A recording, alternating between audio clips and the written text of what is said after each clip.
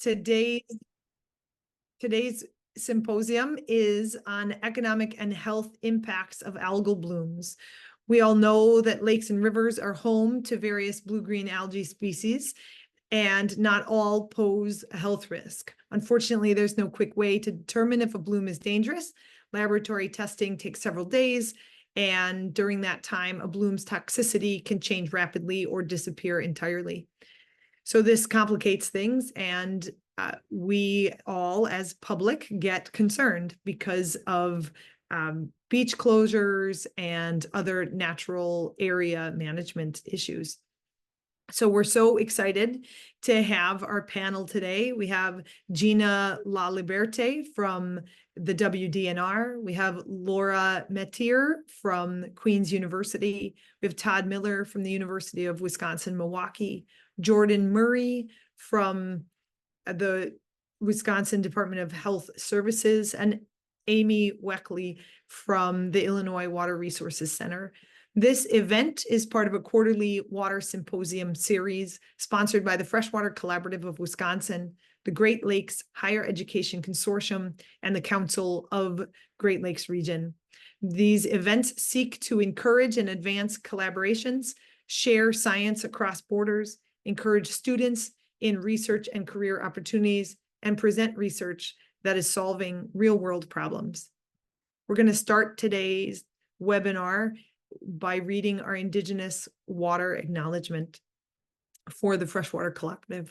As a system of universities in Wisconsin, we share stewardship of the land and water between the Michigami, the full system of Great Lakes, and Michizzibi, the Great Mississippi River, with the current sovereign nations of Potawatomi, Ho-Chunk, Menominee, Ojibwe, Oneida, and Mohican people, along with the ancestors before them.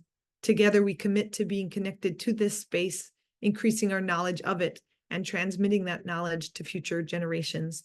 And we thank the Electoquini Institute for crafting the land and water acknowledgement for us. Okay, so we're going to jump right in. Welcome, welcome. And our first question that we would love the panelists to respond to is an introduction. So if you all could please introduce yourself and your role and your expertise, including your location around the Great Lakes. Thank you so much. Let's start with Gina, if you don't mind. Well, yep, I'm Gina LaLiberte. I work in Madison, Wisconsin for the Department of Natural Resources, where I serve as the statewide harmful algal bloom coordinator. And the other hat I currently wear is as the statewide inland beach coordinator as well. So I've actually worked with the DNR since 2000. I started out working on using diatoms, a type of algae, to reconstruct nutrient histories in lakes, and gradually took over some additional duties, got more and more questions about harmful algal blooms. With the retirement of a colleague, I took over the position as harmful algal bloom coordinator for the state, and then I've served as a full-time employee as the harmful algal bloom coordinator since about 2018. Thank you so much. Let's go next to Amy. Hi, I'm Amy Weckle. I'm the Assistant Director for the Illinois Water Resources Center.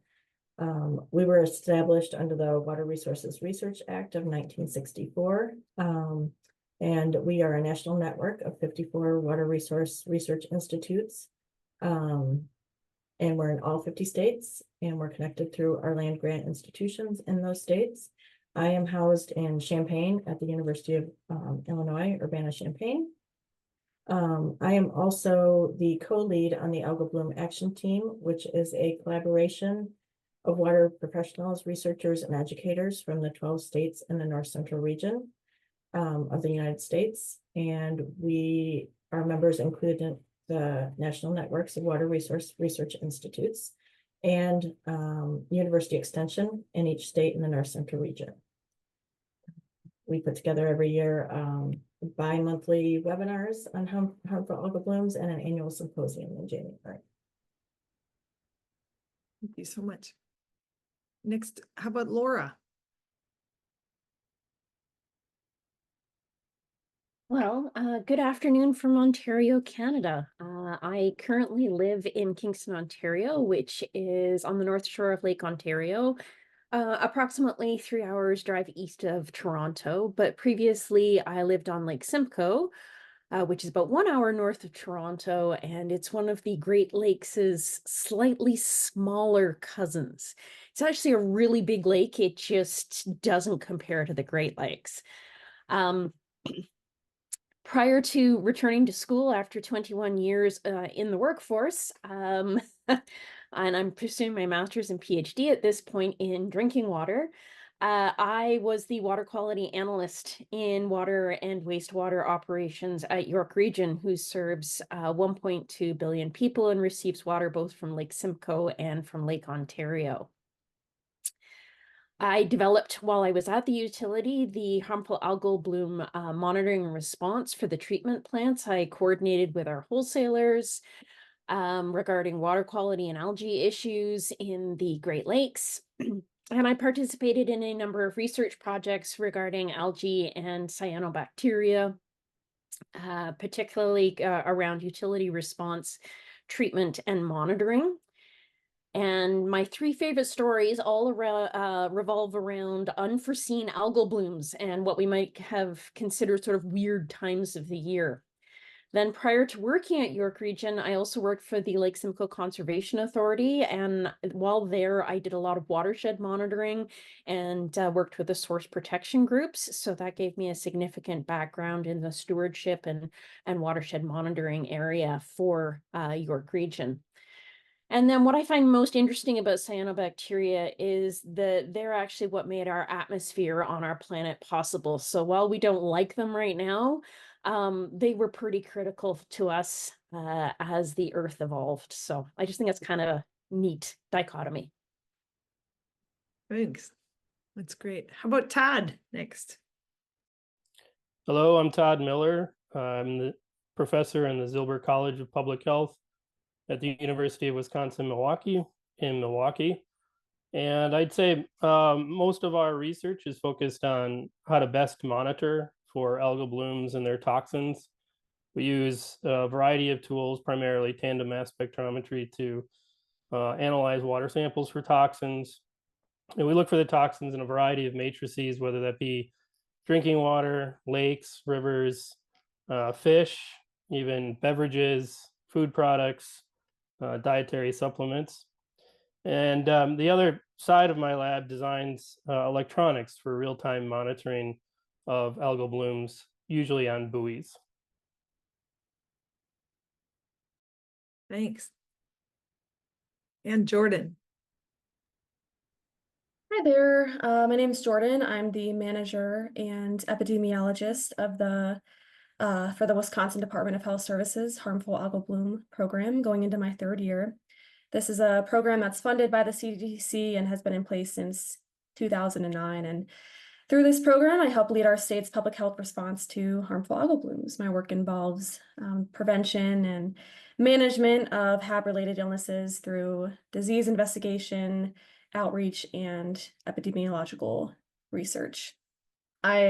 I grew up in Toledo, Ohio, and I experienced the notorious Lake Erie drinking water crisis that took place in 2014. So I'm no stranger to blooms and would say that I have a pretty personal connection with and perspective on them that I've got to bring to Wisconsin, which is pretty cool. Terrific. Thank you all for those great introductions. So our next question is, what are the biggest impacts on public health? And how are researchers and public health departments working together? What are the challenges around that? So I think we're just gonna, this is the funniest part about being on a panel. I think we're just gonna go through those same people and see if you have anything to add. If you're bursting out of your seat, by all means, let me know, raise your hand and just tell me that, and I'll pick on you first. But otherwise, let's just open this up. How about Gina?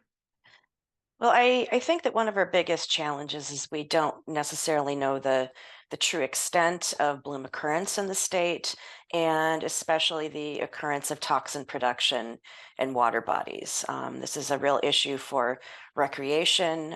We DNR only really has the jurisdiction for monitoring state forest and state park beaches, but we currently really don't even have the funding to monitor those for cyanobacterial toxins.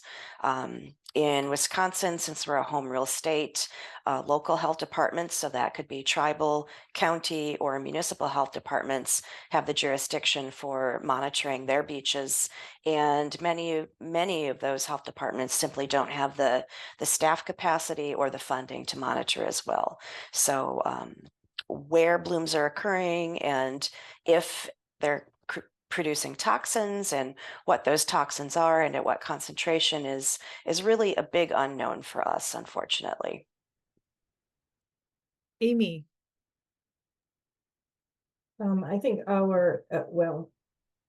so I know the Illinois EPA works in conjunction with the Department of Public Health, but I think in Illinois specifically, it's hard. One of the challenges is that the messaging doesn't get across, I don't think, as effectively as it could.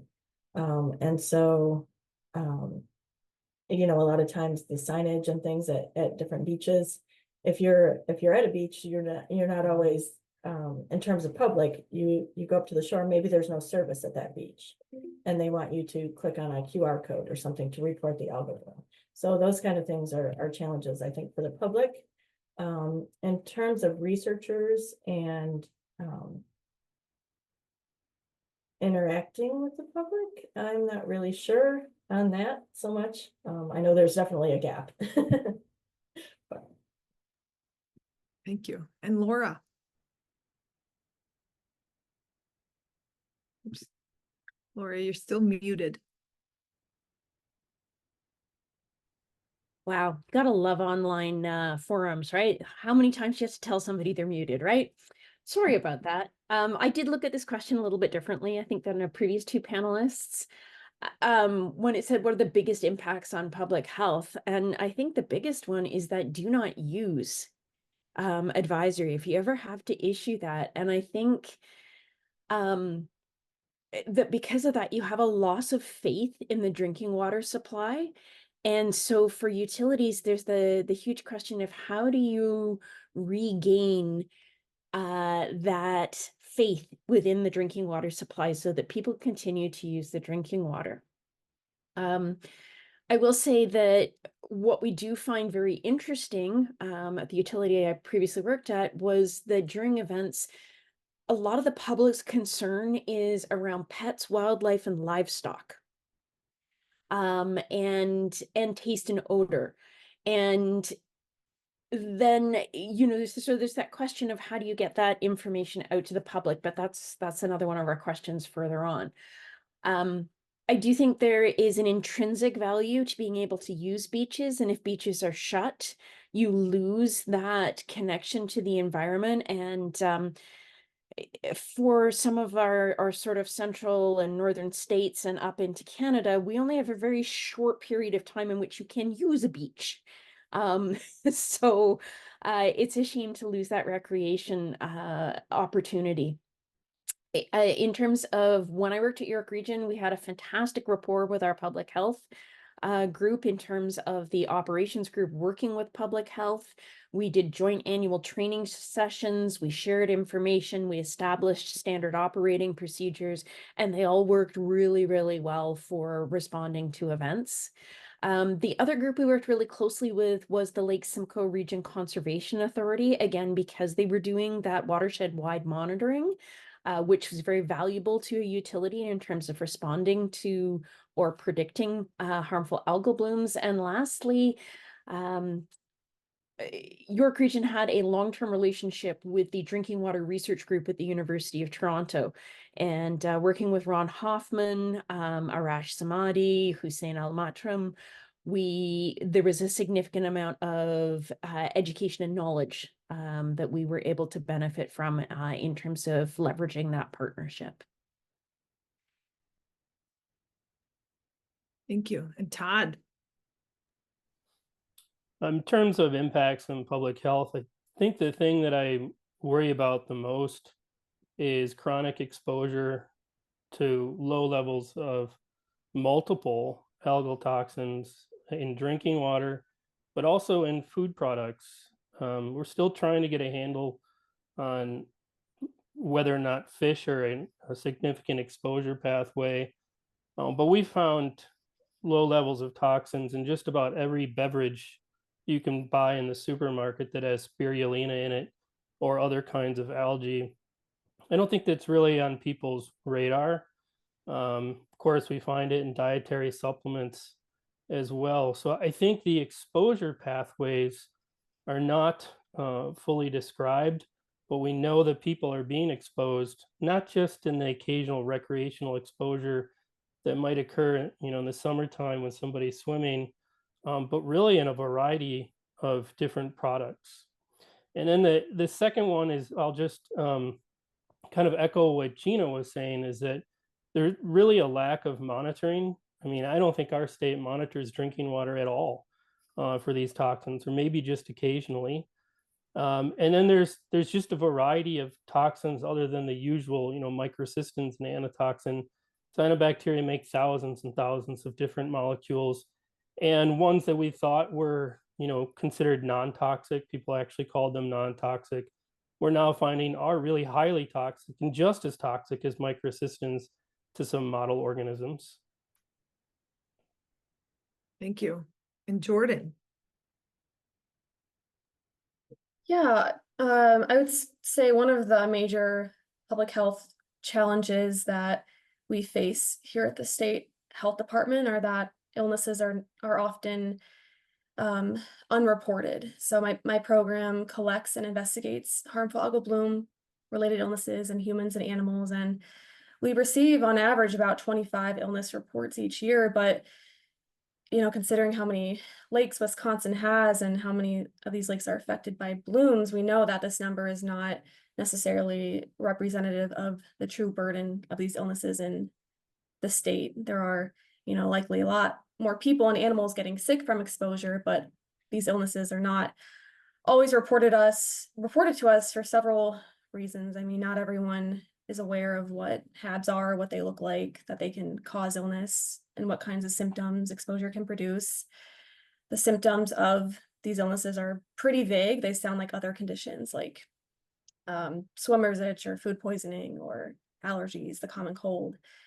The harmful algal bloom illnesses, they don't really have a signature symptom that can kind of clue us in to let us know that this is a harmful algal bloom illness. And then in most cases, or at least what we've seen in this state, illnesses are not severe enough to warrant medical attention. Symptoms are generally pretty mild. Even in cases severe enough to be seen by a doctor or a veterinarian, the level of HAB-related knowledge among medical professionals can vary pretty considerably.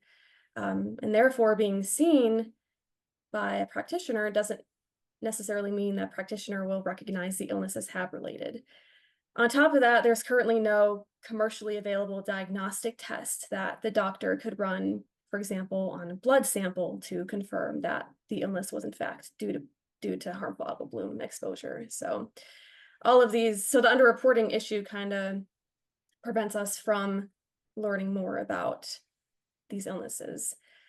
So just a lot of what my department does is figuring out ways to bring awareness and education to the public about harmful algal blooms and how they can lead to illnesses, as well as encouraging people to report illnesses to us. And then really quickly to address the part about how health departments work with researchers, I just want to say that my program relies pretty heavily on assistance and expertise from HAB researchers when creating and disseminating outreach materials. To give an example, most recently, my program published a fact sheet that provides information and guidance about fishing and consuming fish from water affected by harmful algal blooms. And as Todd mentioned, this is an area that's kind of understudied and that we're trying to learn more about. So when creating this resource, I worked with several leading researchers who study the impact that HABs have on fish and consequently fish consumers. And those researchers helped me to ensure that I'm putting out reliable, accurate, and up-to-date information about this subject that would ultimately be easily understood and helpful for people who fish and consume fish. So yeah, we really rely on researchers when creating those outreach materials. Thank you so much. So the next one, I see the overlap, especially with Jordan's answer. So, but we're going to keep going forward. So how is your state or your province or your area, geographic area, interacting with the public to educate them? And what are the common questions or concerns they receive? I want to loop this one in too. How do these blooms impact your state's economy? People must be thinking about those at the same time. So it's really public education and common questions and concerns, and then it's also economic. So let's go on with Gina. All right, well, to address the education piece, Jordan's program has developed some really excellent fact sheets, and when it comes to the health information, DNR relies heavily on those, and I'll put links to those fact sheets in the chat in a second, because I think they're really well done. We have our DNR website. I'm working on updating that with more current information, but a lot of the outreach I do is through meetings. So both Jordan and I regularly present at the Wisconsin Lakes and Rivers Convention, talking about both the ecological and the health impacts of cyanobacterial blooms. I've worked with Jordan and her predecessors at Department of Health Services on working on monitoring programs and messaging for local public health agencies as well. But a lot of the work that I do is really more one-on-one. So I am the algae person for DNR, and while we have our DNR Habs at wisconsin.gov email, I'm the person behind that email. So I get a lot of questions. So pertaining to the questions, people submit bloom reports and they want to know, is that cyanobacteria a bloom they're seeing or something else? They want to know about what potential health impacts are to their families and to their pets. So I provide a lot of information to them one-on-one, and then it's sometimes more personal questions. They want to know, well, is this bloom likely to persist? Why is it happening here? A lot of the questions I get are, well, I've lived on this lake for 20, 30, up to even 70 years, I've heard, and they want to know why they're seeing that bloom on the lake they've loved for decades, and trying to figure out some of the reasons why they might be seeing those blooms. Thank you so much. And Amy. In Illinois, I would say I don't have information on how it's impacting the state's economy. I can't find that information for some reason. But as far as interacting with the public and educating them, the Illinois EPA has a GIS form of a dashboard of harmful algal blooms in the state, and it looks like it's updated pretty regularly. The last confirmed bloom, I think, was August 26th. So they keep that updated pretty regularly. But of course that relies on the public for reporting and then, verification on testing. As far as the algal bloom action team, we have produced some fact sheets as well. And I think, Gina, you were part of that. You usually proof them for us and provide additional information. So thank you. And we do have one on livestock and domesticated animals. Laura, if you're interested, I can share that with you. I know you were mentioning that. And so we put those out, and like I said, we've got the symposiums and the webinars. I'm not sure how active the public is in participating in those. We get a lot of lake managers and a lot of questions about inland lake management around harmful algal blooms because we're so close to the Great Lakes. I think a lot of that information doesn't get transferred as well to inland lakes. I'm not sure what the disconnect is, if it's different, if it would be different management for Great Lakes than inland lakes in general or not. But those are questions that pop up a lot from our symposiums and webinars and things like that. Laura. Well, I found this kind of interesting. So we see a lot of news stories regarding algae and cyanobacteria. No, I wouldn't say a lot, but we see some. But we kind of watch from afar. So we're aware that it's coming because we know climate change is going to have an impact. But those news reports and journal articles and presentations, they're largely dominated by the US and Australia, particularly Australia, in terms of what we're seeing from sort of public information. At York Region, we did have pre-made announcements that were developed in partnership between public health and operations to ensure that things were prepared in advance before an event occurred. Public health, York Region Public Health has a great beaches website that you can go to about harmful algal blooms. They have also at each beach itself an actual sign that you can use.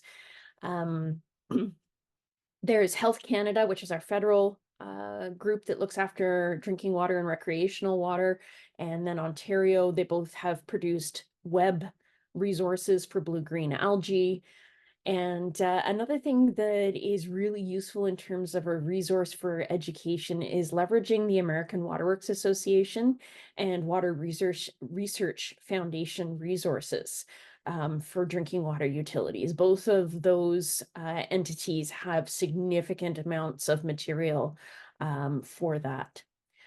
In terms of how these blooms impact your province's economy, or my province's economy, I should say, in Ontario.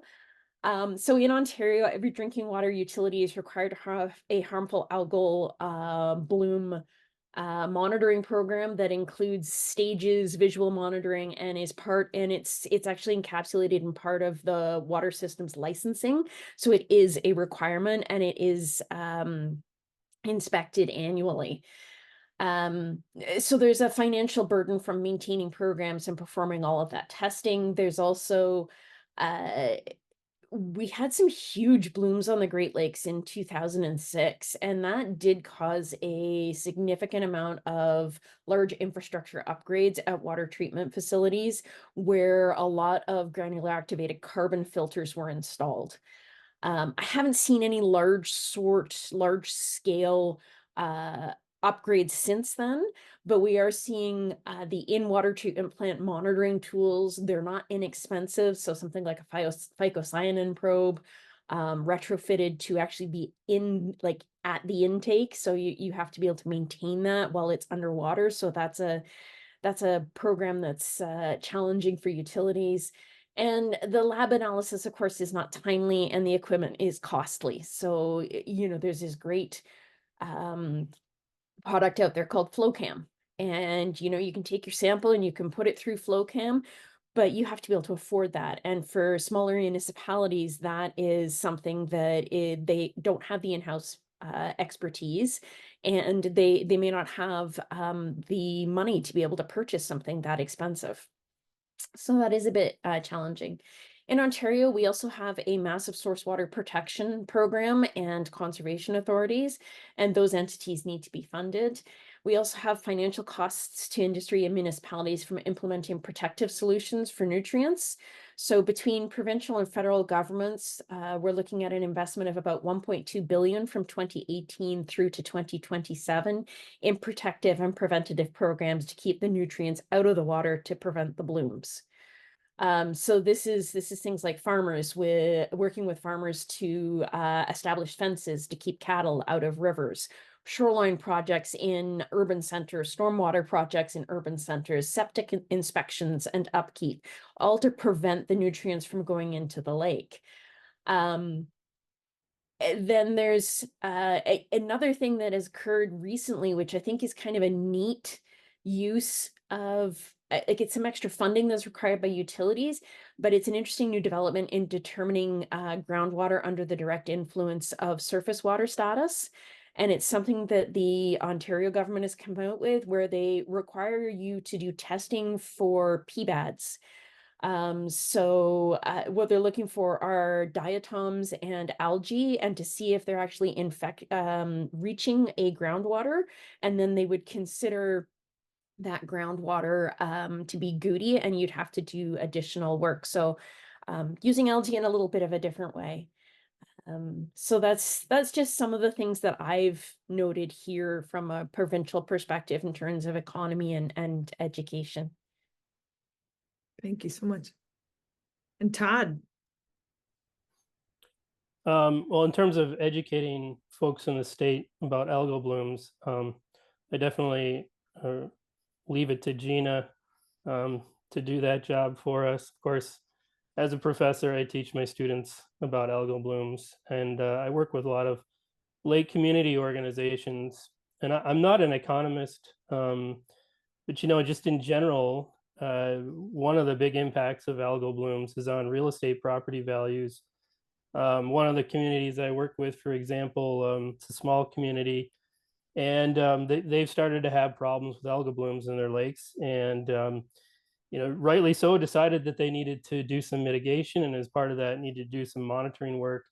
And I would say, on a yearly basis, they're spending at least $20,000, $30,000 a year just to do this monitoring work, and it's a fairly small community.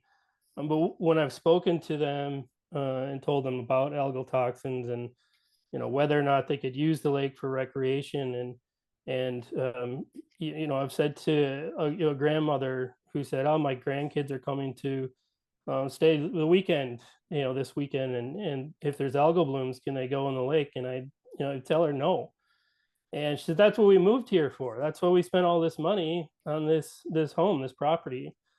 So I think real estate values is a big impact, as Laura said, huge impact on drinking water costs. And another one that I don't think people think about is where do kids go swimming safely? I know in the Madison area, for example, people are paying a lot of money to send their kids to private swimming pools because they know what's happening in the lake, and they don't feel comfortable having their kids swim in the lake throughout the summer. So that's just a few anecdotes that I know about in terms of economic impacts. Thanks. Jordan.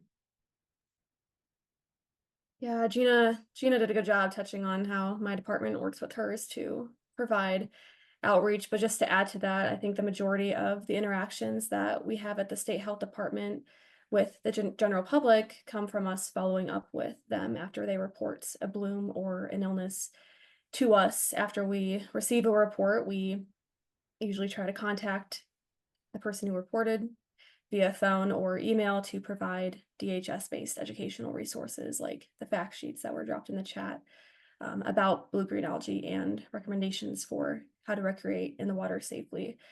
We also disseminate information and resources to local organizations and local health departments who then distribute our resources at public educational or outreach events. One resource in particular that I want to highlight is our harmful algal bloom bookmark, which shows pictures of harmful algal blooms compared to their non-harmful lookalikes. And I know that this year, over 1,500 of them have been distributed at outreach events so far. We've also had veterinarians order these bookmarks and hand them out to pet owners at their clinics. And then similarly to other people on this panel, I can't really speak much about the economic impacts, but sort of to add onto what Todd was saying, I do know that this past year we've gotten quite a few inquiries from people who were looking to purchase waterfront property, and they were seeking information about the water quality of the lake that they're looking to live on, and wanting to know if it experiences frequent blooms, and if so, is it safe for them to live there, especially if they have young kids. So yeah, I to reiterate what some other people said, I can imagine that a bloom impacted water body would deter people from purchasing waterfront property, or just more generally speaking, using public beaches for recreation. Although on the contrary, we've seen people kind of dismiss public health recommendations and continue to use the water and water rental services despite the water being impacted by a bloom. Absolutely. Thanks. Jordan, real quick, we had a quick question. Is there a place we could see the bookmarks? Are they on a website, or do we just have to order a bookmark? I don't believe they're on our DHS website. They are on the broader Department of Health website. You kind of have to search to find them, but I can find the link and put it in the chat. Thanks so much. Appreciate it. All right. We got our next question is about climate change, and we're gonna switch up the order of the attendees or the panelists, excuse me. So how is climate change impacting harmful algal blooms? What types of bodies of water are being impacted most? And do urban areas differ from rural ones? And after this question, we're gonna go towards actions. So let's switch it up. So, Todd, why don't you go first? Sure, I'd say there's a lot we don't know about how climate change is impacting algal blooms. Sort of the mantra is that blooms like it hot, and the species that make toxins and bloom tend to grow best under warmer conditions. But of course, we know that even colder bodies of water have experienced blooms. I think right now, one of the poster childs for impacts of climate change and algal blooms is Lake Superior. It's the fastest warming of the Great Lakes. And in certain years, 2012, 16, 18, they've had nearshore blooms of dulcospermum around the Apostle Islands. And, we think this is due to the warming water temperatures and also extreme storm events that are causing erosion, wiping out roads, bridges, dams, and just introducing a lot of suspended solids that probably contain phosphorus and nitrogen that could fuel algal blooms. So I think that those two things, storm events, warming waterways, are some of the biggest ways that climate change is impacting algal blooms. Thanks. And Laura?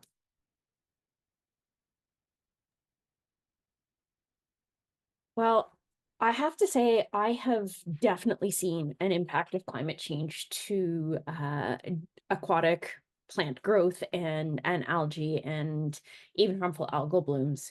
And the really interesting things is that I've seen include issues with overwintering.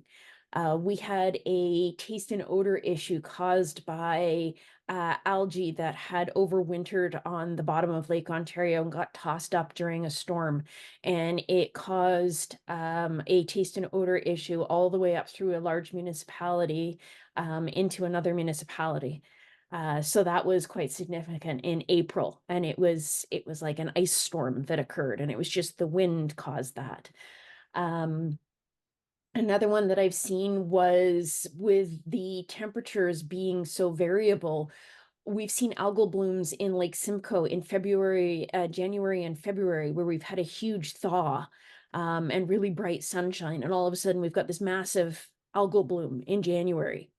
We had another one in February, and this is weird, and it impacts your drinking water treatment processes, which is very strange. And then this was a really interesting one. We had a massive mobile harmful algal bloom.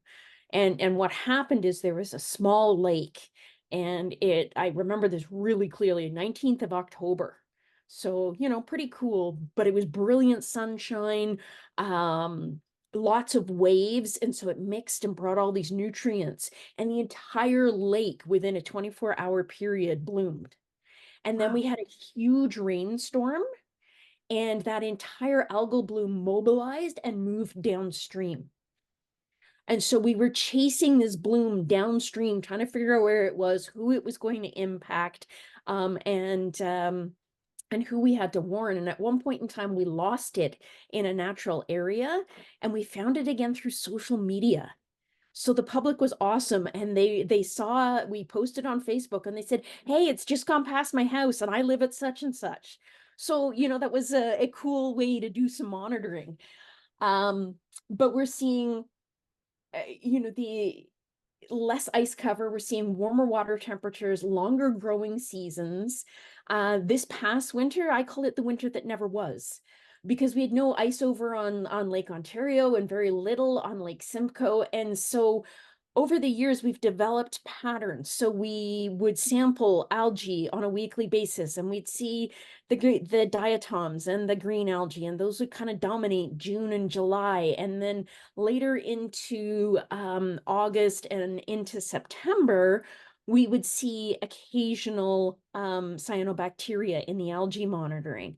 Well, this year there was a cyanobacteria bloom in July, which is very early. So yeah, we're definitely seeing those changes. The last thing that I wanted to throw out here are some emerging issues. So wildfire events, and how that contributes to nutrients in the source water. There's also a financial cost associated with wildfires. More intense storms, higher energy storms causing greater runoff. So you have, as Todd mentioned, those huge surges in turbidity and nutrients into the watershed. And depending on the size of the lake, you could have a 24-hour bloom. And then lastly, and this was more of a concern in terms of the lake itself and algal growth.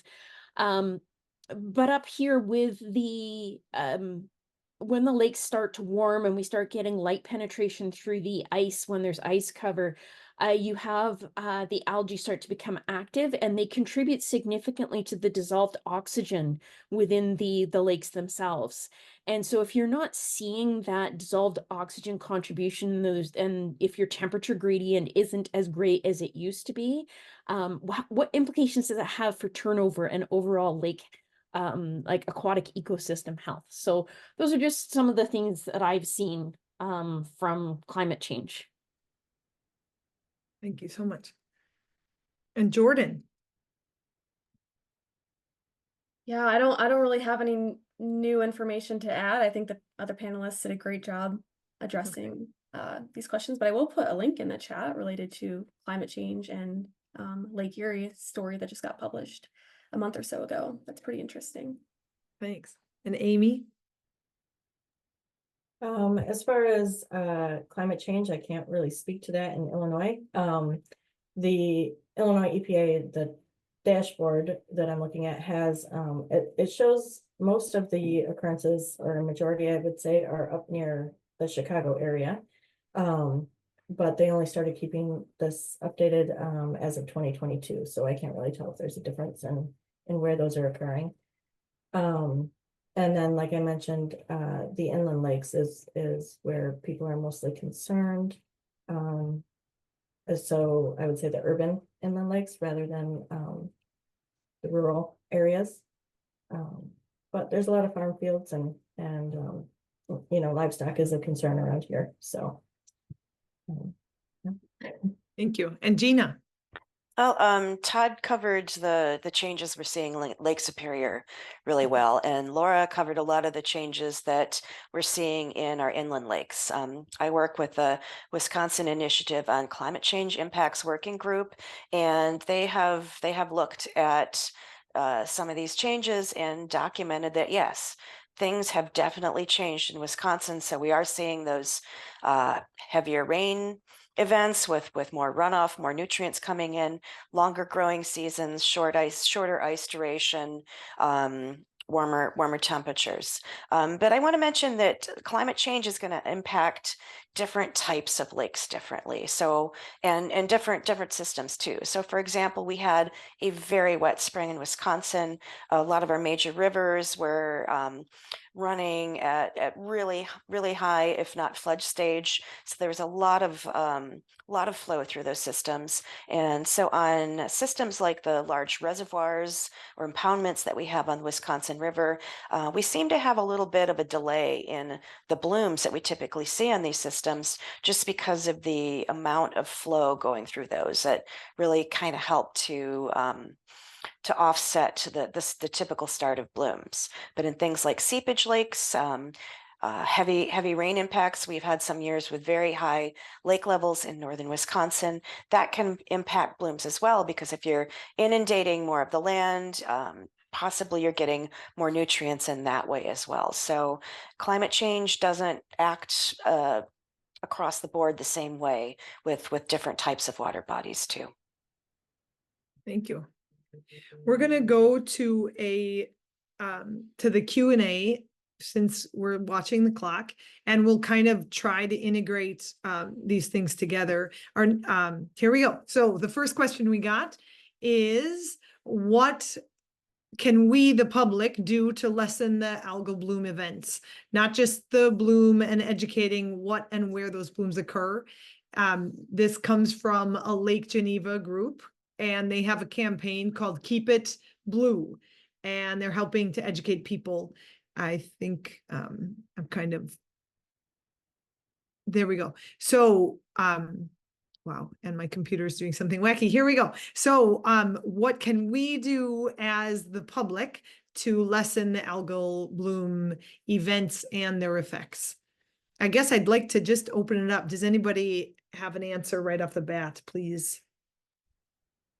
Yeah, I can take that. So especially if you have property right on a lake, where we see a lot of issues is with people having manicured lawns right to the water's edge. So we know that having native vegetation that is able to either slow runoff into the water body, or actually helps to infiltrate that as well, reducing impervious surfaces around the lake, but also doing things like reducing your fertilizer use, and also pesticide use too, and herbicides. So herbicides, they kind of set up things in the lake that you have pesticides or herbicides running off, especially herbicides. They can take out more desirable types of algae in the water, and basically take out the competitors for cyanobacteria or blue-green algae. And I guess I would also like to open this question up to the panel as well. The last two questions we wanted to ask. Yeah, Laura, go ahead, please. I just wanted to add to what Gina was saying.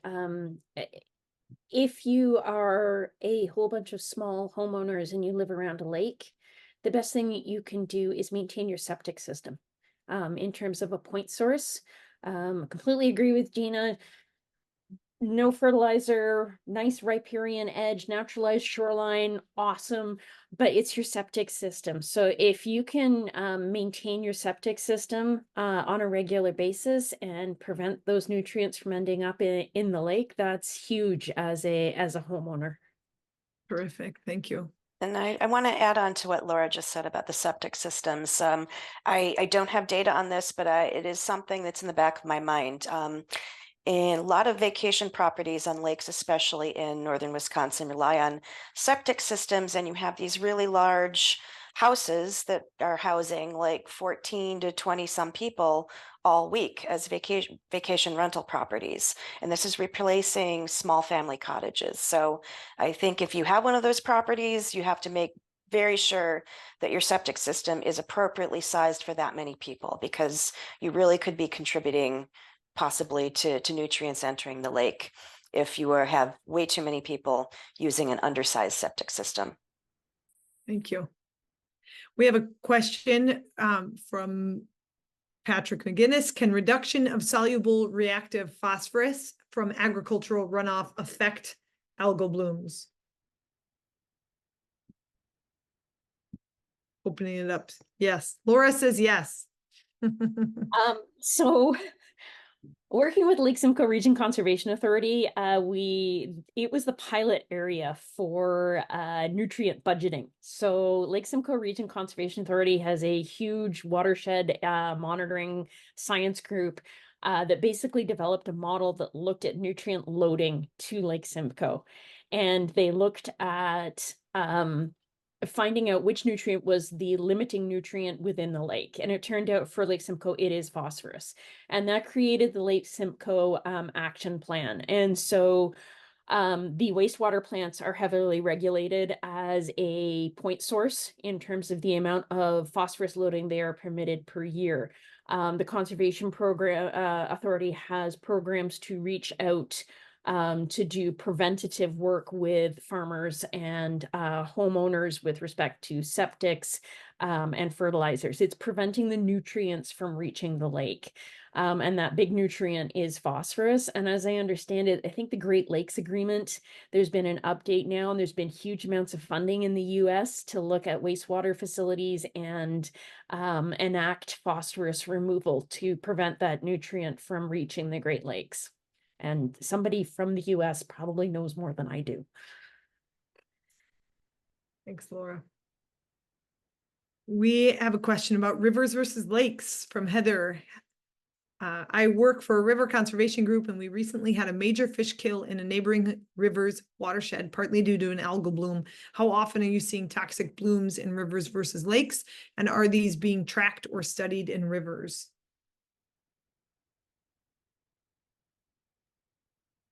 I can address that.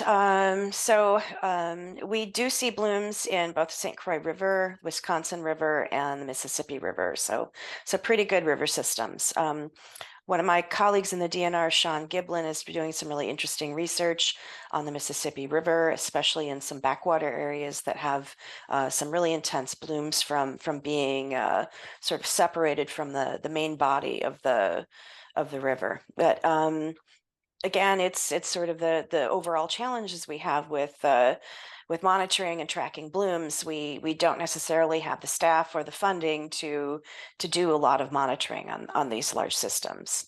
I know there have been some large blooms in the Ohio River in past years, or SANCO. I can't remember what the acronym is, but basically a group that deals with Ohio River management. They definitely track that, and they've had some pretty innovative use of, I think, drones to track blooms in the Ohio River. Thank you. This question comes from Elizabeth Harahay at UW-Whitewater. With increased temperature and climate change, the water holds less oxygen, and decomposition of the blue-green algae increases, which creates a higher biological oxygen demand and further decreased oxygen. Are the fisheries biologists seeing increases in fish kills?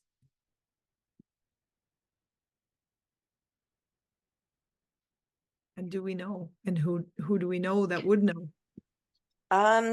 Yeah, so Elizabeth works in Wisconsin, so she might be referring more specifically to some of our Wisconsin systems. Okay. I don't have a good grasp on the number of fish kills that our fisheries biologists are responding to, but quite often there is a bloom that's occurring in tandem with that fish kill, and it decreased oxygen, especially after overnight. So cyanobacteria or blue-green algae are actually using up oxygen overnight, and that can definitely depress oxygen levels in the water that could lead to fish kills. Okay. The last guest question, and then we'll end it. We'll end it with a question from that we had planned. Has a link been shown between chemical treatment of aquatic plants and harmful algal blooms later in the year after the plants decay? If so, will that be a consideration in granting permits in the future?